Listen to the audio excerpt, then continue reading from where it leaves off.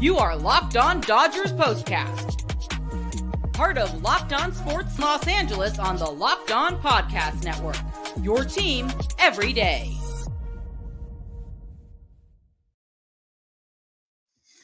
Well. Welcome into the Locked On Dodgers Postcast on the Locked On Sports LA YouTube channel, the place to hang out when every game is done. Wouldn't be a Dodger ninth inning if it wasn't a nail biter. Woo, those Cubs just don't stop coming at you. I am Pete Fox, host of the Dodgers Postcast, covering sports in LA dating back to 2007, ESPN LA and NBC Sports Radio. Tonight's episode of the Locked On Dodgers Postcast is brought to you by Game Time. And today's episode brought to you by Game Time. I just said that. Download the Game Time app, create an account, use the code LOCKEDONMLB for $20 off your first purchase. Dodgers hold on. Salvage one in this three-game set. 10-8 the final. 4 home runs in the first inning. We cannot bury the lead. The ninth inning was shaky. The eighth inning was awesome. But we can't bury the lead on this one. 4 home runs. Shohei Ohtani leads off with his 47th. And then they went back to back jacks. And yes, announcers love it in baseball when 3 homers in a row are hit, because we get to say back to back jacks. Dodgers setting a record tonight, a season high. 2 out runs with 9 of their 10 runs scored with 2 outs. They have been a clutch 2-out team all season. Nice to see. That is the kind of personality for a team that you really, really like. You enjoy. It gives you comfort. It is a gritty tenacity. And I love that about this Dodger team, that they have a 2-out mentality and a 2-strike mentality. First time in Dodger franchise history that they hit 4 home runs in the first inning. Baseball is such a crazy game. It seems like almost every night you come away from a game seeing something or saying something that you've never seen before. Crazy. First time in franchise history, 4 home runs in the same first inning. Again, Shohei led off with a home run. Then it was Edman. Then it was Will Smith. Then it was Max Muncy on his bobblehead night. You got to love that too. There was a lot of good stuff going on in this game for the Dodgers offensively, and they won the game in spite of Bobby Miller's performance. I think we all kind of feel like Bobby Miller's starts are numbered. His days in the Dodger rotation are numbered. I don't feel like they can keep going down this road where they have to make up for Bobby Miller. It's the same situation Walker Buehler is in. They give up too many damn runs early in the game. Fortunately, the Dodgers started hot, but the Cubs put up 2 right out of the bat. And Bobby Miller got off to a pretty decent start. He had 2 outs in the first inning and then gave up 2 runs on a home run. Correction. Single and a double in the first. Thought it was a home run. But he just didn't look good again. Bad pitches in bad spots. The home run he gave up in the third to Suzuki, not a good pitch. Wrong spot, wrong location. And then the home run to Bellinger, 398-footer, 2-strike count, 2-2 to be specific. And Will Smith wanted to pitch somewhere else. Bobby Miller shaking him off. He's shaking me off. One of my favorite scenes in Bull Durham. Guy's throwing a shutout and he's shaking me off. Not that Bobby Miller was throwing a shutout, but Will Smith was like, no, do not throw that pitch there. Bobby Miller is like, yes, I'm throwing that pitch there. And Will Smith said, okay, you're the boss, I guess. And Cody Bellinger said, thank you very much. They called it a sinker. I went back and looked, and yeah, Bobby Miller throws 99-mile-an-hour sinkers. That ball didn't sink. That ball did nothing. That was a fastball. May have been called a sinker, but it did. I'm still a little clueless on how the technology works for determining what a pitch is, like calling the pitch. Is there a person going, oh, that was a sinker, that was a cutter, that was a sweeper, that was a fastball, that was a changeup? Because it happens instantaneously. So I have to believe it's AI. I've only been to one Major League Baseball game this year. That was in Phoenix at Chase Field. And they have it up on the two different scoreboards. And it happens like catcher catches the ball, it's up on the scoreboard. It happens that fast, like the blink of an eye. Changeup, fastball, curveball, whatever. So I don't know how they're getting that information. Rotation of the ball. There's probably a camera on the ball. Oh, no, but we can't have balls and strikes called. We'll get to that in a second. Dodgers got jobbed twice tonight on bad strike three calls. Fortunately, didn't really hurt them much. But again, it keeps happening. Anyway, there must be a camera that's on the ball and notices the rotation, because in addition to what pitch it is at Chase Field, they tell you the revolutions vertically and horizontally, how far the ball moved from inside to outside. Like that ball moved 12 inches outside. That ball dropped 16 inches, whatever, top to bottom. The amount of information that is shared on that scoreboard, and I'm assuming it's probably fairly standard, is amazing. But I don't know how they determined that pitch from Bobby Miller that was hit out of the park by Cody Bellinger, a sinker. It was as flat and straight as could be. And to me, I mean, maybe this is the old school guy in me, a sinker is very close to a curveball. Like, back in the day, sinker and curveball weren't tremendously different. And obviously a curveball is not 99 miles an hour. So I don't know where they were getting that. I went back and looked, and he threw a bunch of sinkers that were in that area. And I can't imagine that they messed it up that frequently. One of his 2Ks was a 98-mile-an-hour sinker. The other one was a changeup, which was like 81. So just the location, the action. Yeah, he was throwing the ball hard, but not pitching smart. That's what I brought up last night about the way Yamamoto pitched. He would set up his strikeout pitches. That's why he was striking people out. Yeah, that splitter was wicked. As they say in Boston, that was a wicked splitter. But Bobby Miller didn't have any of that. So I don't know that Bobby Miller gets another start. I mean, we got 16 more games to go, and they're trying to get Yamamoto 4 more starts. How are they going to do that?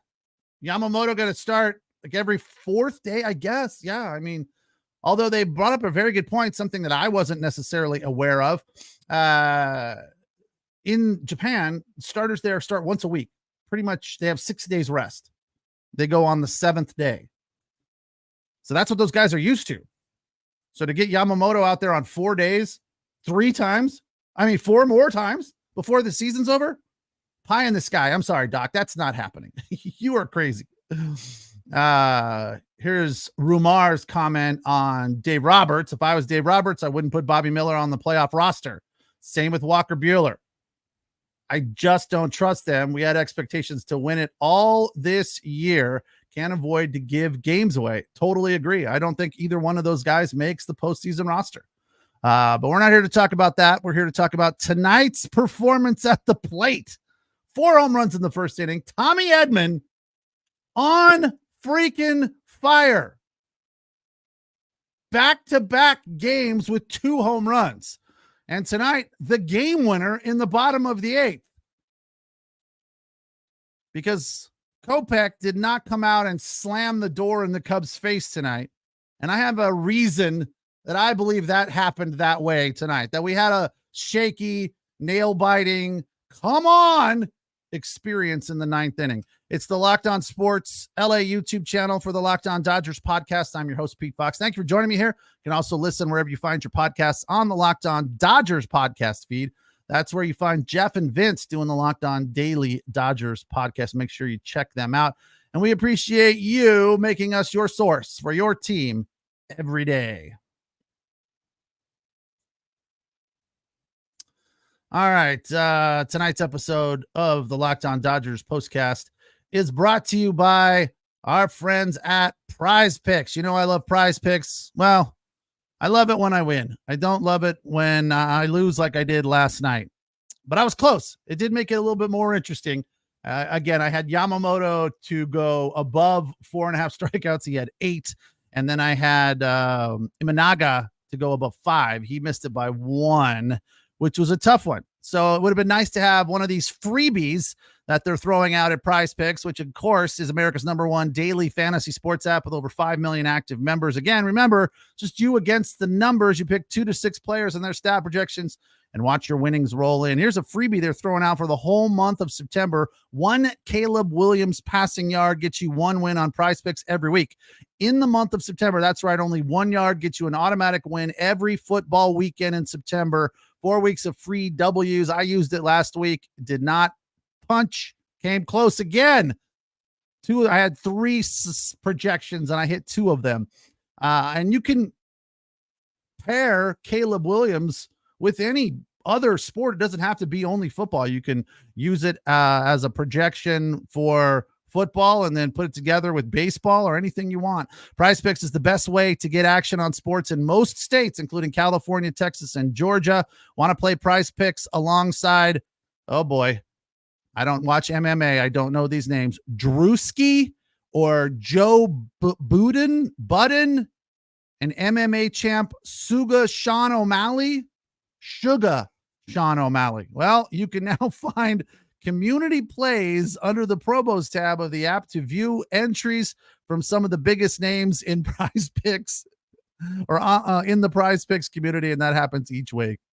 Wow, yeah, I knew there was a reason I was avoiding that bullet point. I was like, I don't know these people and I don't know these names. PrizePicks has invented the flex play as well, which means you can still cash out even if your lineup isn't perfect.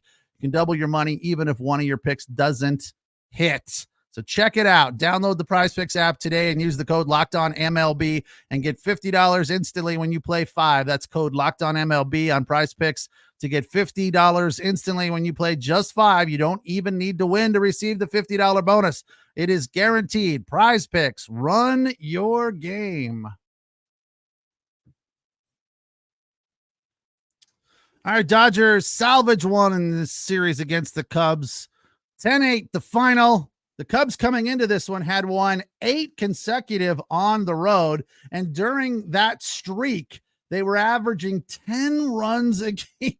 It's just beating the crap out of the ball. So it's a nice win for this Dodger team against this Cub team that is feeling it right now for sure. Bobby Miller went 4 1/3, gave up 6 runs on 5 hits, walking 4, and only striking out 2. Wicks went 3, got roughed up a little bit worse, 7 runs on 8 hits. He also walked 4 and struck out 2.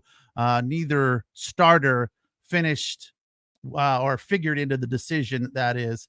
Bobby Miller had 1 good inning with 11 pitches. That was the 4th. So, again, that's just not consistent enough. And I can't remember what my tease was because I didn't plan it. It just came to me. It was a brilliant tease. And now I can't remember what the heck I said, so I can't pay it off. If you guys remember what my tease was going into the break, feel free to share.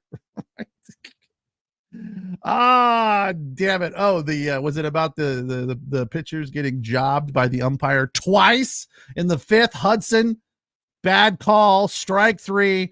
That led to the 4-run inning. Chris Taylor had the error there.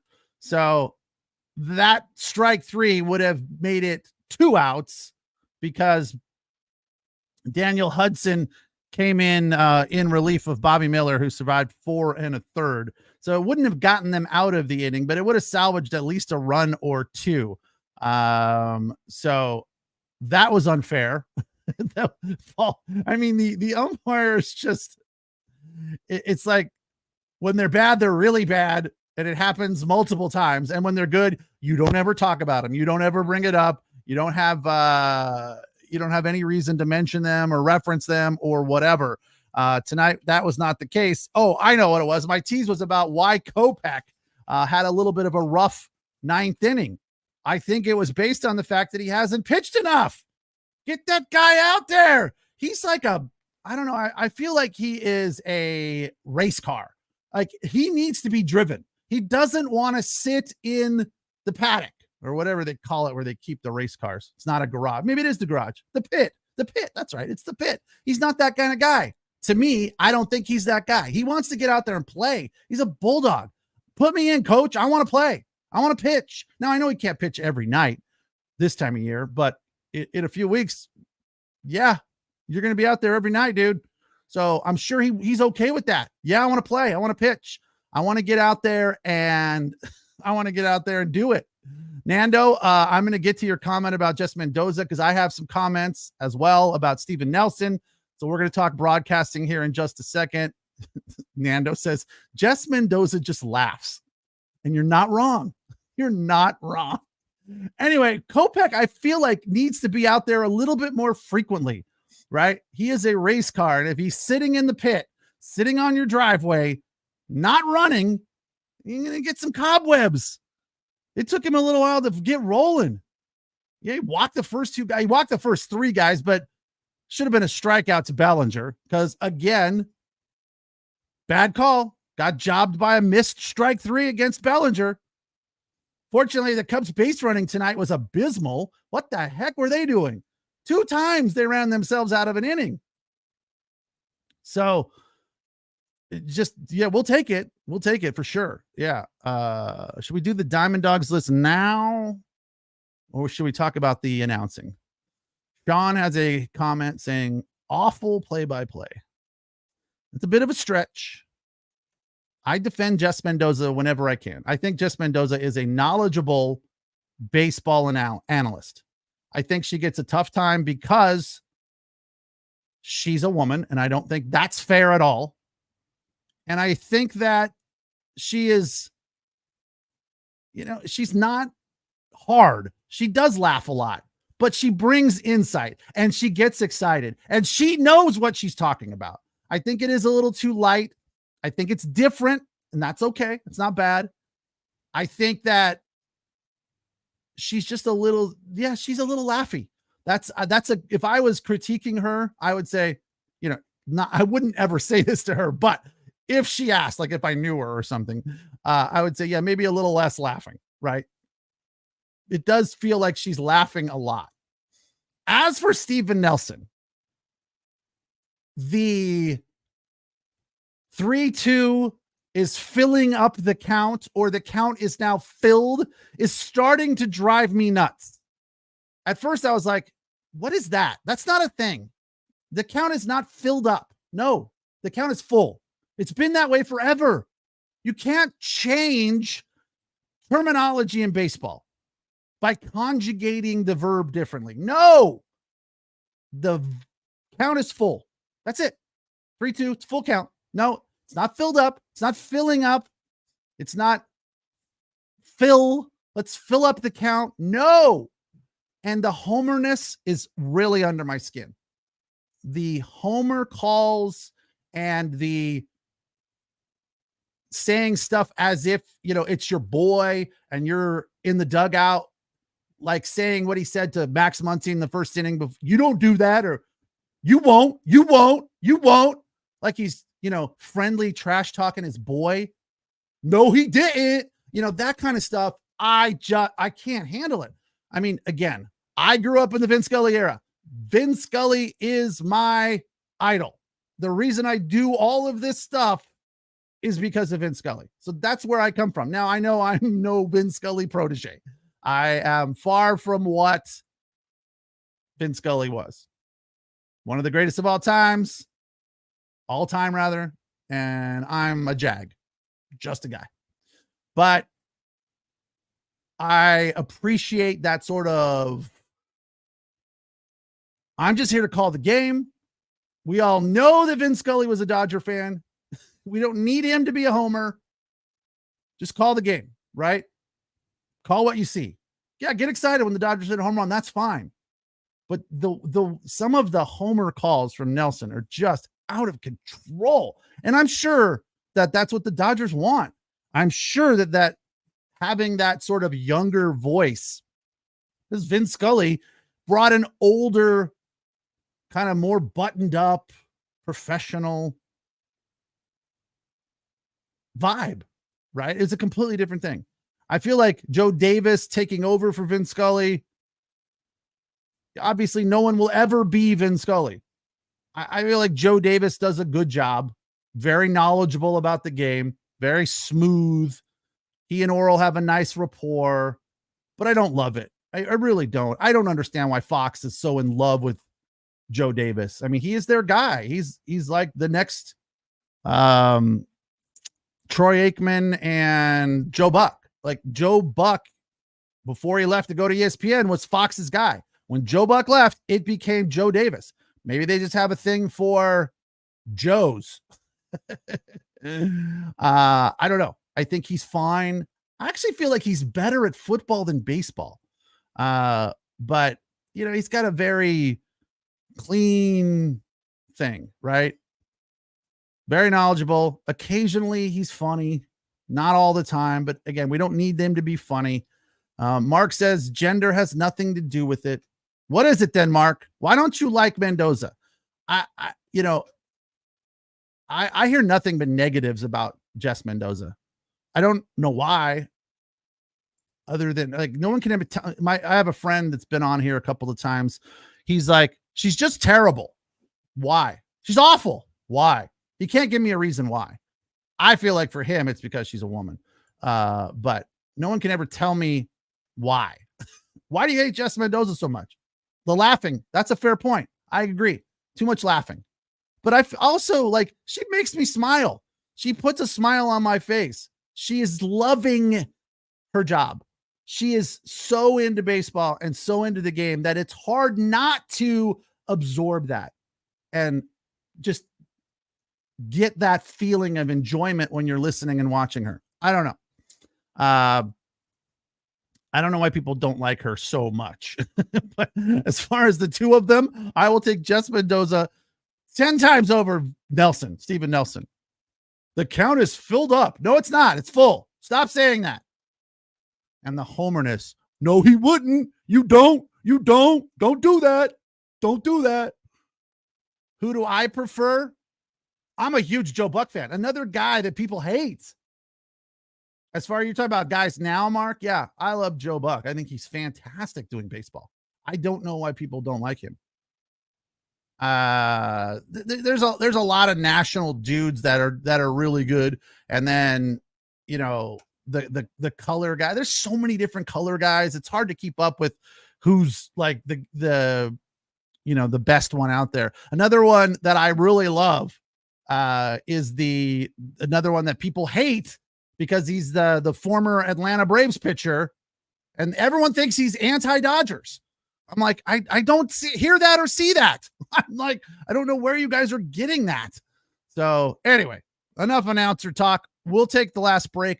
When we come back, we're going to do the Diamond Dogs list. Obviously, it's filled up with home runs. And in case you missed it in the early part of the show, I will tell you what the Dodgers did tonight for the first time all season long. They've done one thing for the first time in franchise history and one thing for the first time all season long. See if you were paying attention as to those two stats I threw at you earlier. It's the Locked On Dodgers postcast on the Locked On Sports LA YouTube channel, the place to hang out when every game is done. All right, tonight's episode of the Locked On Dodgers postcast also brought to you by Game Time. Game Time's an app that I'm a big fan of. They have a new feature there called Game Time Picks that makes getting tickets for your favorite live event even easier. Again, remember, it's not just sports. It is theater, comedy, concerts, all that stuff. Go to Game Time first and check to see if you can find a better deal somewhere else. I doubt that you can. Again, there were tickets for tonight's Dodger game for like $30. and they were halfway decent as well for $30. It's like just awesome to be in the stadium. Who cares where you're sitting, really? I mean, that's such a bargain. Game Time Picks filters out the fluff to show you only incredible deals on great seats, so you don't have to waste time searching through thousands of tickets. Game Time's 50% off Labor Day offer for the it's so frustrating. They have that line highlighted. So I see it and I'm like, well, I should read it because it's highlighted. It's about Labor Day and the Diamondbacks Dodgers series, which is not now. They have curated deals, which make it easier to find the best price on great seats. The super deal, views from the seat, which you know I'm a big fan of, as you can see exactly where you'll be sitting, and the lowest price guarantee, event cancellation protection, and job loss protection. So there's a lot of things working in your favor, including all-in pricing. Toggling this feature shows the total upfront price with no surprise fees at checkout. And you know, you or somebody you were going to an event with has been bitten in the backside by that one. How much are the tickets? $45. How much do I owe you? $75. It's like, what happened to $45? Well, there was all these fees. Not on Game Time. So check it out. Go to Game Time, download the Game Time app, create an account, and use the code LOCKEDONMLB for $20 off your first purchase. Terms apply. Again, create an account and redeem the code LOCKEDONMLB. That's LOCKEDONMLB for $20 off. Download Game Time today. What time is it? It's game time.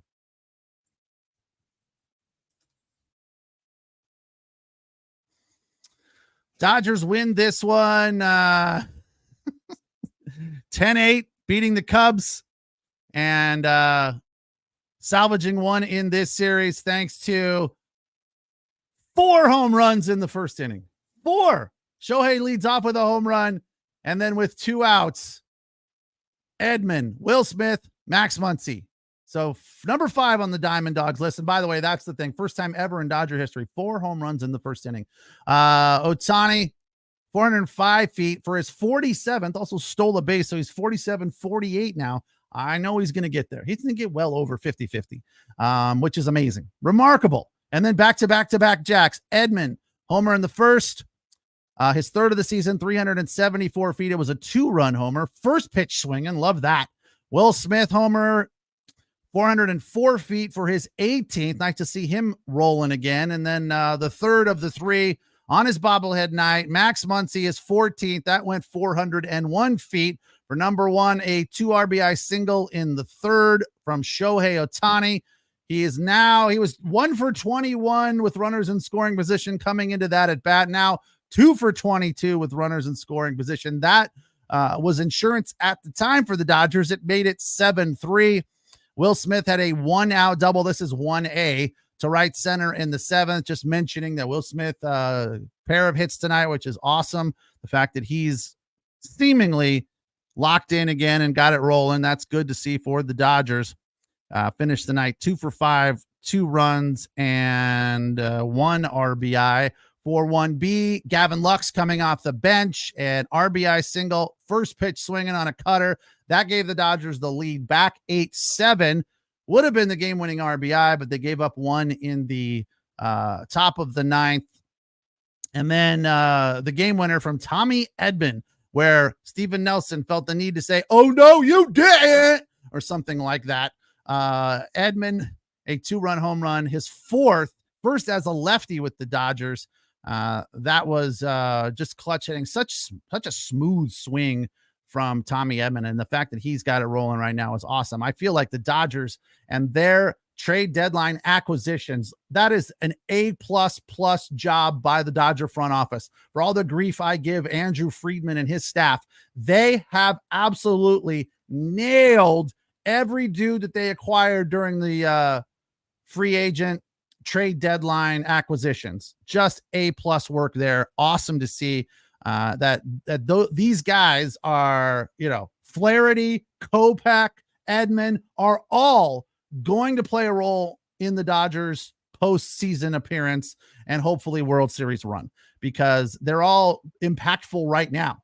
I mean, you could say Flaherty's the best starter we have, Kopech's the best closer we have, and Tommy Edman is definitely not the best hitter, but most versatile guy. Can play short, can play center. and is ripping the cover off the ball right now. So all of that is rolling. Sean the Bomb wants to know if his call is always, did you? Thank you, Sean. Not, oh, no, you didn't. Did you? Hate Steven Nelson's home run call. Right? It's just like, what is that? Did you? Well, we know he did because the ball's flying out of the stadium. Like, did you? It's ridiculous. I mean, I give the guy credit for trying to do something different because that's nearly impossible in this day and age because there's just so many announcers and everything's been done. And I almost feel like going back to just being to the track, to the wall, it's gone. Like nobody's doing that anymore. So if he did just something basic, we'd be like, oh my God, look at that. Wow. That's cool. But yeah, great win for the Dodgers today. 10-8. Let's run through the box score real quick. Shohei Ohtani, 2 for 4, the homer, and 3 RBI. Mookie Betts an 0 for day, which is kind of surprising because he's been red hot of late. Freddie Freeman also 0 for 5. Also strange from the standpoint that Shohei had a good day and Teoscar had a good day. So usually when those guys around Betts and Freeman are hot, so are they, at least one of them. So it's really surprising that together they were 0 for 9.